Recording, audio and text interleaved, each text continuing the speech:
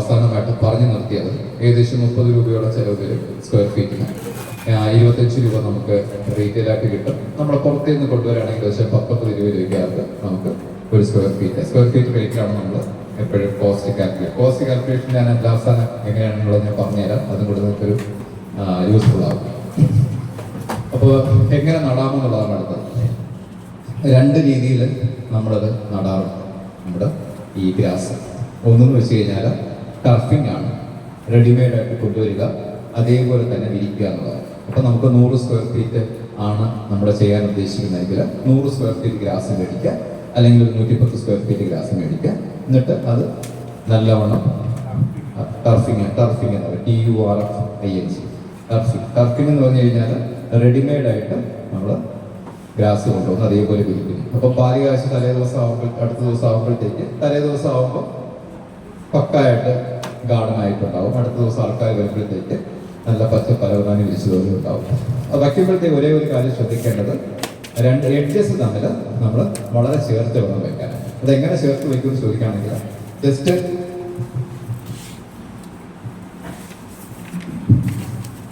രണ്ട് വാക്കും കൂടെ മുകളിലോട്ട് ഇങ്ങനെ ഒന്ന് പോകും.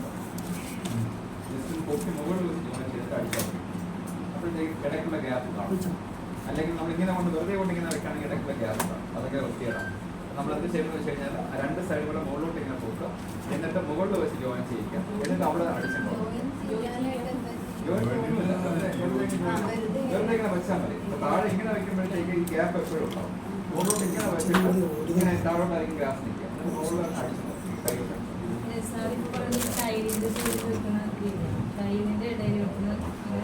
ഇല്ല, വെറുതെ ഗ്രാസ് വയ്ക്കുമ്പോഴത്തേക്ക് മുകളിലോട്ട് ജസ്റ്റ് 2 സൈഡ് 4 സൈഡ് ഏതൊക്കെ സൈഡൊക്കെയാണോ അടുത്ത ഗ്രാസുമായിട്ട് ചേരുന്നത് ആ സൈഡ് ജസ്റ്റ് മുകളിലോട്ട് പൊക്കി വെച്ചിട്ട് ജോയിൻ ചെയ്യുക, എന്നിട്ട് അടിച്ചിറക്കുക. അപ്പോൾ നല്ല പക്കയായിട്ട് നമുക്ക് ഗ്രാസ് വെച്ചതിന് ശേഷം പരവതാനിയായിട്ട് തന്നെ കാണും. ഇല്ലെങ്കിൽ നമ്മുടെ ആ ഗ്രാസിന്റെ 4 സ്ക്വയർ ഫീറ്റ് ആയിട്ട് ഗ്രാസ് കറക്റ്റായിട്ട് കാണാം. ഒരു ഗ്രാസിന്റെ ഷീറ്റ് എന്ന് പറയുന്നത് 4 സ്ക്വയർ ഫീറ്റ് ആണ്. അപ്പോൾ ആ രീതിയിൽ നമുക്ക് കാണാതിരിക്കാൻ വേണ്ടി ഇങ്ങനെ ചെയ്യും. ഇനി ഇതാണ് ഒരു മെത്തേഡ്. രണ്ടാമത്തെ മെത്തേഡ് അദ്ദേഹം പറയുകയാണെങ്കിൽ 100 സ്ക്വയർ ഫീറ്റ് മേടിക്കണമെങ്കിൽ എത്ര രൂപയായി? 3000 രൂപയായി അല്ലേ? അപ്പോൾ അയാൾ പറഞ്ഞു എൻ്റെ അടുത്ത കാശില്ല, എനിക്കൊരു 3-4 മാസം കഴിഞ്ഞിട്ട് പച്ചപ്പരവതാനി കിട്ടിയാൽ മതി, ആ രീതി ചെയ്യാൻ പറ്റും. അപ്പോൾ നമ്മൾ ഡിബ്ലിംഗ് മെത്തേഡാണ്. അതിൻ്റെ പേര് dibbling, DIBBLING, dibbling method, DIBBLING. So dibbling method എന്ന് വെച്ചാൽ നുരി വയ്ക്കുക. അതായത് നമ്മുടെ ഗ്രാസിനെ ചെറിയ പീസാക്കി കട്ട് ചെയ്യും. ഗ്രാസിന്റെ ഷീറ്റിന് ഹലുവ കഷ്ണം എന്നാണ് നമ്മൾ പറയുന്നത്. മുകളിലെ ഗ്രാസും താഴെ മണ്ണും ഉണ്ടാവും. അങ്ങനെ ചെറിയ ഹലുവ കഷ്ണങ്ങളാക്കി മാറ്റുക.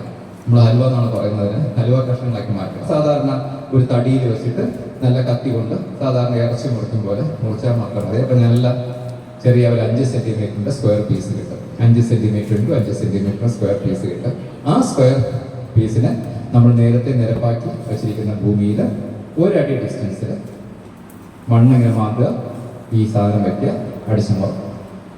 അങ്ങനെ 1 അടി ഡിസ്റ്റൻസിൽ കറക്റ്റായിട്ട് നെല്ല് നടുന്നതുപോലെ നൂല് നടുന്നതുപോലെ സംഭവം നട്ടു. അങ്ങനെ വാല പോലെ നട്ടുകളയത് ചെയ്ത് കഴിയുമ്പോഴത്തേക്ക് കറക്റ്റായിട്ട് ആ ഒരു വരി കൂടെ തന്നെ നട്ടു. അപ്പോൾ കാണുന്നവർക്കൊരു ഭംഗിയുണ്ടാവും ഈ നട്ടിരിക്കുന്ന സിസ്റ്റമാറ്റിക് ആയിട്ട്. അല്ലാതെ ചുമ്മാ ബംഗാളി എടുത്ത് കൊടുക്കുകയാണെങ്കിൽ അവ അവിടെ ഇരുന്നുകൊണ്ട് റൗണ്ടായിട്ട് ഇങ്ങനെ വയ്ക്കും.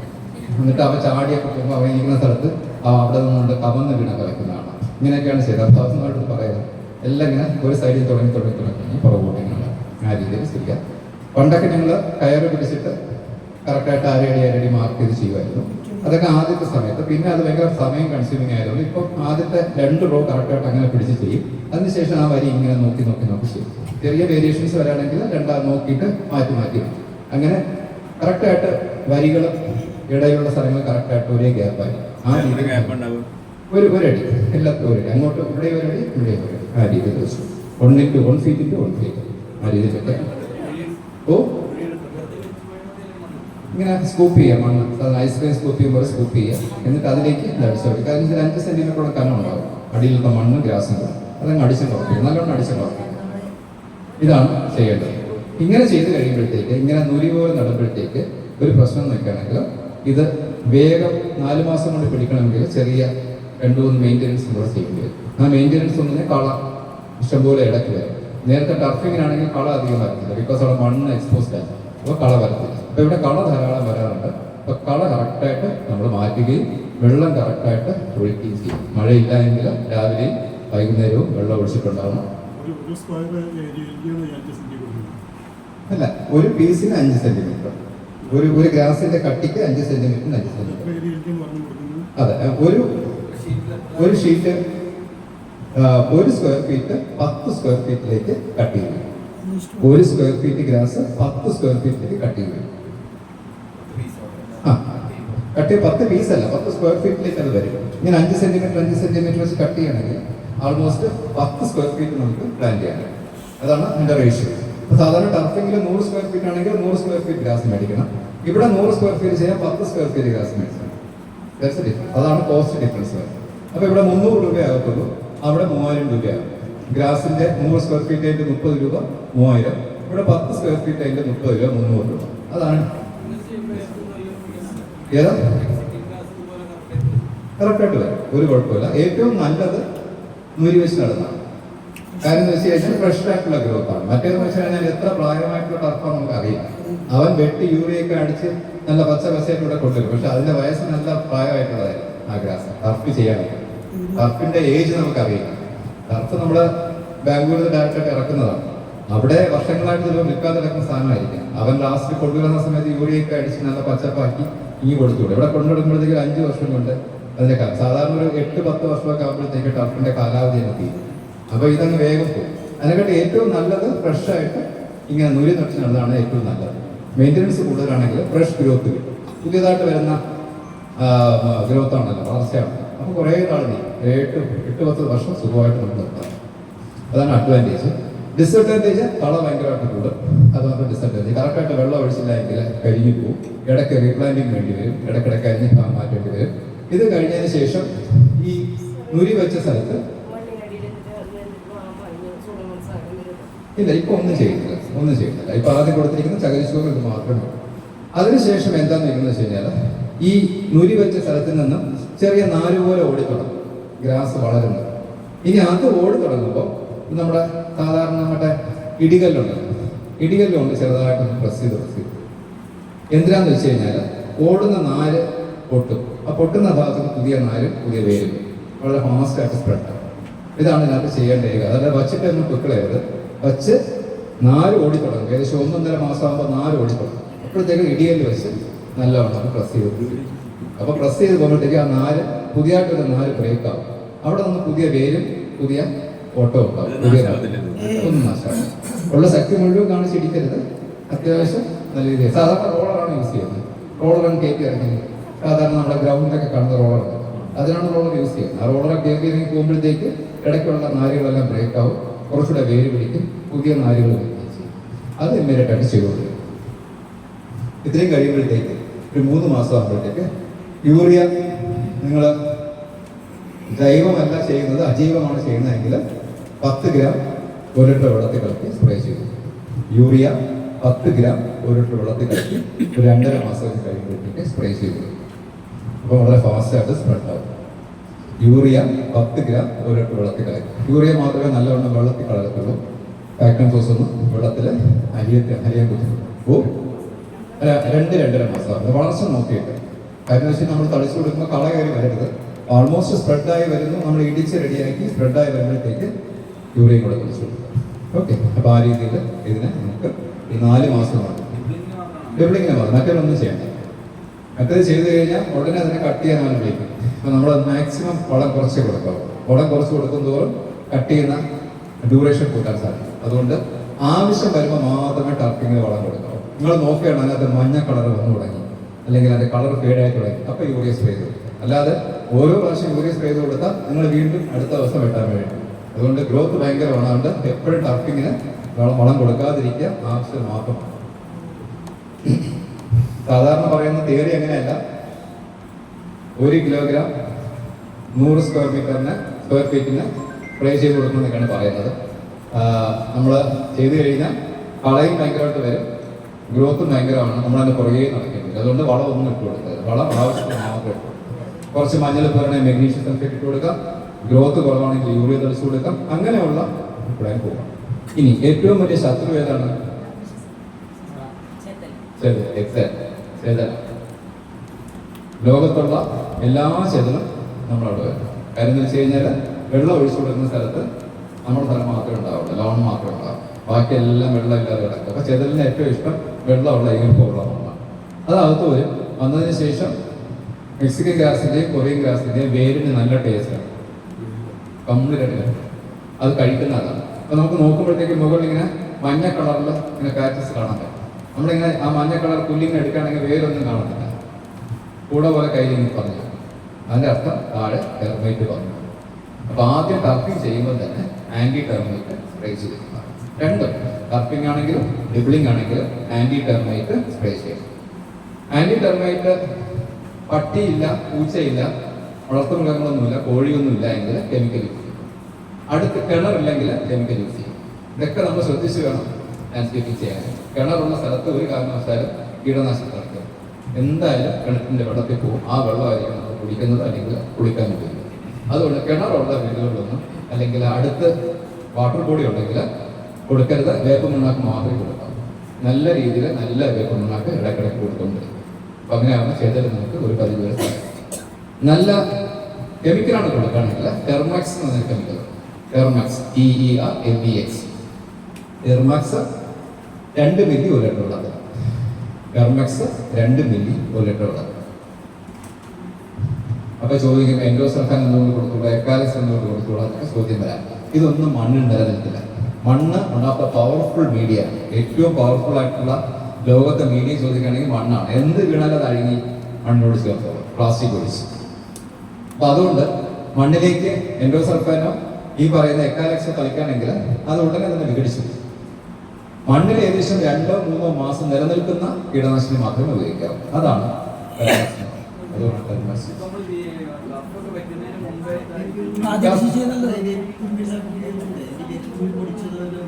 അതാ ഞാൻ പറഞ്ഞത്. വേപ്പമണ്ണാക്ക് ഉപയോഗിക്കാം.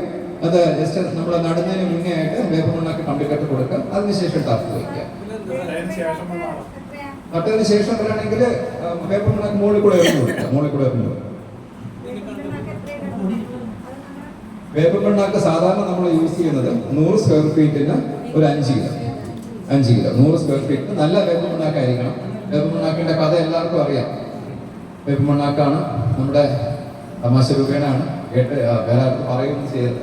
നമ്മുടെ കൃഷി ഓഫീസർമാരെ ചിലവരുണ്ട്, അവർക്ക് മോളുടെ കല്യാണമോ വീട് പാലുകാഴ്ച വരുമ്പോഴത്തേക്ക് ഇടുക്കിയിലേക്ക് ട്രാൻസ്ഫർ അടിച്ചു. നല്ല കൊയ്ത്താണ് ഇടുക്കിയിൽ. മെയിനായിട്ട് ഈ വേപ്പമണ്ണാക്കാണ്. വേപ്പമണ്ണാക്ക മണ്ണ് പിണ്ണാക്കെന്നാണ് നമ്മൾ പറയുന്നത്. വേപ്പെണ്ണ മണ്ണിൽ 50 കിലോ മണ്ണെടുത്തിട്ട് അതിനകത്ത് വേപ്പെണ്ണ ഒഴിച്ച് അത് കർഷകന് കൊണ്ടുകൊടുക്കും. കർഷകൻ ഒരു നഷ്ടവുമില്ല, മണ്ണുമാണ്, അതിനകത്ത് വേപ്പെണ്ണയും ഉണ്ട്. പക്ഷെ അതിന്റെ വില മേടിക്കുന്നത് വേപ്പമണ്ണാക്കിന്റെ വിലയാണ്. അപ്പോൾ അങ്ങനെ അഡ്ജസ്റ്റ്മെന്റ് പലപ്പോഴും നടക്കാറുണ്ട്. ഒത്തിരി ഉദ്യോഗസ്ഥർ സസ്പെൻഷൻ ആയിട്ടുണ്ട്, പിടിച്ചിട്ടുണ്ട്, കൈകോടെ പിടിച്ചിട്ടുണ്ട്. അപ്പൊ വേപ്പമണ്ണാക്ക് നല്ല വേപ്പമണ്ണാക്ക് മാത്രമേ യൂസ് ചെയ്യാവൂ. നല്ല വേപ്പമണ്ണാക്ക് എന്ന് വെച്ച് കഴിഞ്ഞാൽ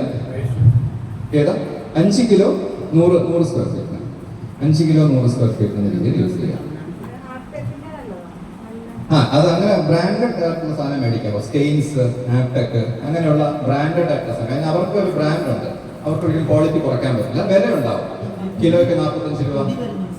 പൊടിയും വരുന്നുണ്ട്. പക്ഷെ പൊടിയിലൊക്കെ എത്രത്തോളം ഇതുണ്ട്, ആപ്ടെക്കിന്റെ വരുന്നുണ്ട് അല്ലേ. അത്യാവശ്യം കമ്പനിയുടെ മേടിച്ച വലിയ കുഴപ്പമില്ല, ഇല്ലെങ്കിൽ മാത്രമേ ഉള്ളൂ ഇഷ്യൂ. അപ്പൊ ഒരു കർഷകൻ ഇതേപോലെ ഒരു പ്രാവശ്യം കംപ്ലൈന്റ് ആയിട്ട് എൻ്റെ അടുത്ത് വന്നിരുന്നു. കൃഷി ഓഫീസിൽ വന്നിരുന്നു. ഇങ്ങനെയാണ് വേപ്പമണ്ണാക്കൽ മുഴുവനും ഇട്ടിട്ട് ഒരു ഗുണവുമില്ല, നല്ല മണം, തുറക്കുമ്പോഴത്തേക്ക് ഞാൻ പുറകിട്ട് വീഴും, പക്ഷെ കൊണ്ടിടുമ്പോഴത്തേക്ക് ഇതിനകത്തൊരു സാധനം.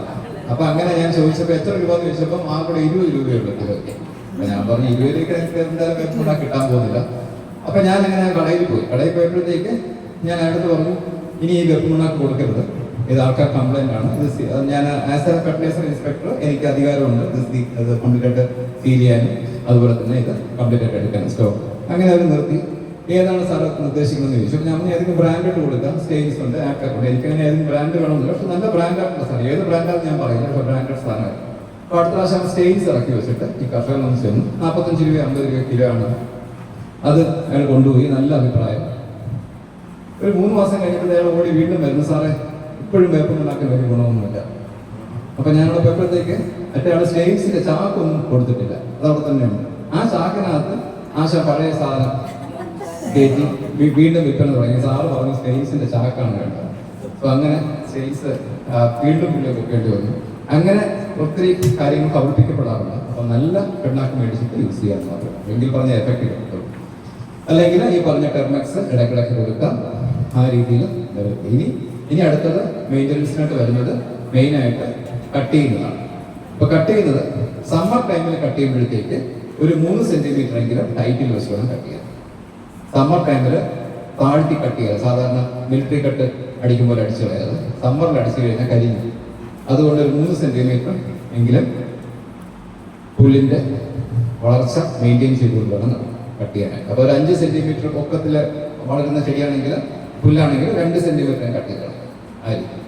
മഴ സമയത്താണെങ്കിൽ ഒരു 1 സെന്റിമീറ്റർ പൊക്കത്തിൽ വെച്ച് കട്ട് ചെയ്യാം. ഇത് മാത്രം ഓർത്തിരുന്നാൽ മെഷീനിൽ തന്നെ അത് നമുക്ക് ചെയ്യാം. പക്ഷെ നമ്മുടെ ബ്രഷ് കട്ടർ ചെയ്യുകയാണെങ്കിൽ നമ്മുടെ എക്സ്പീരിയൻസ് ആണ്. ബ്രഷ് കട്ടർ ആണെങ്കിൽ നമ്മുടെ എക്സ്പീരിയൻസ് വെച്ചാണ് ചെയ്യേണ്ടത്. ബ്രഷ് കട്ടർ മാക്സിമം സമ്മറിൽ യൂസ് ചെയ്യാൻ പറ്റും. ചിലപ്പോൾ അടിയിൽ നിന്ന് കറ്റ വെട്ടിപ്പോകും ചിലപ്പോൾ കമ്പി കിട്ടാൻ കരിയും. അതുകൊണ്ട് മഴ സമയത്തോ അല്ലാത്ത സമയത്ത് യൂസ് ചെയ്യാം. സമ്മർ സമയത്ത് ലോൺ മൂവർ തന്നെ യൂസ് ചെയ്യാം. ലോൺ മൂവർ എന്ന് പറഞ്ഞിട്ടുള്ള MOWER മെഷീൻ ഉണ്ട്, ഇലക്ട്രിക് ഉണ്ട്, മാനുവലും ഉണ്ട്. മാനുവൽ ഇപ്പോൾ ആരും യൂസ് ചെയ്യുന്നില്ല, ഇലക്ട്രിക്കൽ തന്നെയാണ് യൂസ് ചെയ്യുന്നത്. സ്ലോപ്പിൽ വരില്ല, അവിടെ ബ്രഷ് കട്ടർ തന്നെ പറ്റത്തുള്ളൂ. സ്ലോപ്പിൽ യൂസ് ചെയ്യാൻ ഭയങ്കര ബുദ്ധിമുട്ടാണ്. സ്ലോപ്പിൽ ഇങ്ങനെ ഹൊറിസോണ്ടലായിട്ട് മാക്സിമം കട്ട് ചെയ്യാം, വെർട്ടിക്കലായിട്ട് കട്ട് ചെയ്യാറുണ്ട്. വെർട്ടിക്കലാണ് നമ്മൾ കൂടെ നോക്കും. ഇങ്ങനെ കട്ട് ചെയ്യാം, വലിയ കുഴപ്പം. നേരത്തെ സൂചിപ്പിച്ചതുപോലെ എങ്ങനെ വെർട്ടിക്കൽ ലാൻഡിൽ ഗ്രാസ് വെക്കാം. അപ്പോൾ നമ്മൾ ചെയ്യുന്നതെന്ന് വെച്ച് കഴിഞ്ഞാൽ നമ്മുടെ വെർട്ടിക്കൽ ലാൻഡിനകത്ത് മുകളിൽ ഒരു മറ്റേ ഇതുണ്ടല്ലോ, നമ്മുടെ ജിയോ ടെക്സ്റ്റൈൽസ് ടയർ മാറ്റ് എല്ലാവർക്കും അറിയാലോ അല്ലേ? നല്ല മണ്ണ് ഒലിഞ്ഞു പോകാതിരിക്കാനായിട്ട് കയറിന്റെ മാറ്റ് ഉണ്ടാവും. അതെ, ആ കയറിന്റെ ഭൂവസ്ത്രം എന്ന് പറയും. ഭൂവസ്ത്രം എടുത്തിട്ട് ആ ഭൂവസ്ത്രം കംപ്ലീറ്റ് ആയിട്ട് നമ്മൾ പിൻ ചെയ്തു നമ്മൾ നല്ലോണം ആണി കൊണ്ട് അടിച്ച് പന്തിരിട്ട് വെച്ച് അതിന്റെ മുകളിൽ ഗ്രാസ് ആണ് വെച്ചത്. ഗ്രാസും ഇതേപോലെ പിൻ ചെയ്യും, ആണി വെച്ച് അടിച്ച് അകത്തോട്ട് കയറ്റി. അപ്പൊ താഴോട്ട് പോകത്തില്ല. അങ്ങനെ വേണം ചെയ്യാൻ. ഭൂവസ്ത്രം ഉണ്ടെങ്കിൽ മണ്ണൊലിച്ച് പോകത്തില്ല. അത് മാത്രം ശ്രദ്ധിച്ചാൽ. ഇത്രയും കാര്യങ്ങളാണ് ലോണിന് ഇമ്പോർട്ടൻ്റ്. ഇനി എങ്ങനെ നമുക്ക് കോസ്റ്റ് കാൽക്കുലേറ്റ് ചെയ്യാൻ നോക്കാം.